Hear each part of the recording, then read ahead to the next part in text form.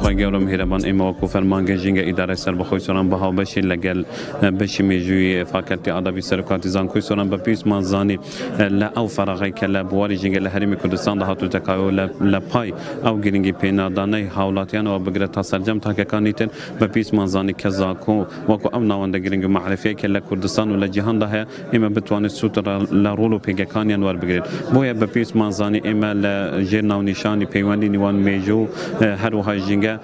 بتوانین ام پیوندی گذارک بنام میجودا بکنه و که چون لسردمی آین اسلام و بگرتا سردمی خلافکان راشدین و حتی بگرتا امروز چون گرینگی به جنگ پاریزی داره و بتوانین آشنا قطابیکان خومان بکن که میجو رنگ دوره کی زور پاک هبیت ل گرینگی دان به جنگ بلام سال بسر ابینین لحریم کردستان و عراق ناوچکه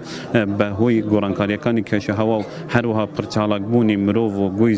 زوی لدست 8 میلیارد مرو ماندو بو اما بتوانین بار قرصایی که کل سر زوی حکمی بکنه و لگذری میجودا بچینه ناو ام بابتنا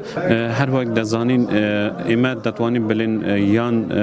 هوشیاری یاسا درست زکاتن یا خود اتوانین بیاسا هوشیاری درست بکن لحریم کردستان دا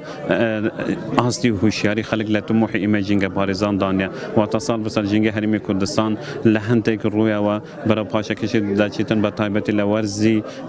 بهار کاته که ابین خلقی کیزگار زول ناوچه شیارکانی اما دکاتن ابین بونی ام پاشما و زورا بونی ام ریجا زورای پاشما که هر مروک رنگ پاشماوی 1 کیلو نیوی هبیتن که چی به استاندارد جهانی دبین کیلو پاشماوی هبیتن بونی ام پاشما و زورا در خری او که اما هشتا پیوسمان باوی که همومان پیک و هاوانگ بین زانکو حکومت لانه پیواندارکان پرورده اما بتوانی نوای که هوشیار و روشن بیر پرورده بک.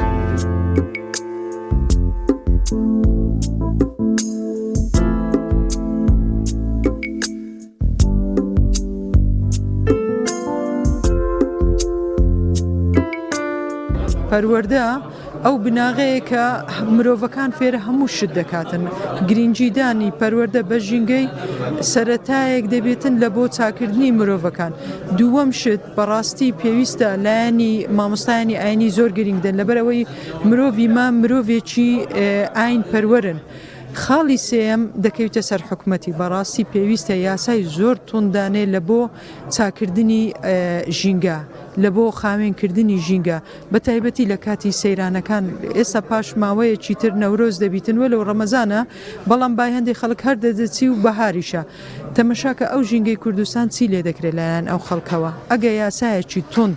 پشت چێن دابندرێ ببورن کە باسی ئەو شێ دەکەم بەڵام یاسایەکی زۆر قورس دابندرێ بە ئەکیدی خەڵک پابەندەبی پشتگیری قسەکەت دەکەم کە فعلەن نەک کۆمپانیا نەوتیەکان بەڵکو ئەو کۆمپانیەکانی تریش ئەوانە هەموو دەبیتن پاشماوەکانیان بە شێوەیەکی زۆر تەندروستانە ساغ بکرێتەوە بێجگەلەوەی حتا ئەو ژینگە دۆستانەی خۆشمان ئەوانەی کە زبل و خاشاکی خەڵک کۆ دەکەنەوە جارێکی تر دەیسوتێنەوە هەر لە نزیک ماڵەکەی ما ئەو زبل و خاشاکە دەستێندرێ و ئەو سوستانە و ئەو دووکەڵە جارێکی تر دەبیتەوە ژەهر ئێمە هەڵی دەمژینەوە ئەو پەڕی خەمساردی حکوومەتە بڵێ.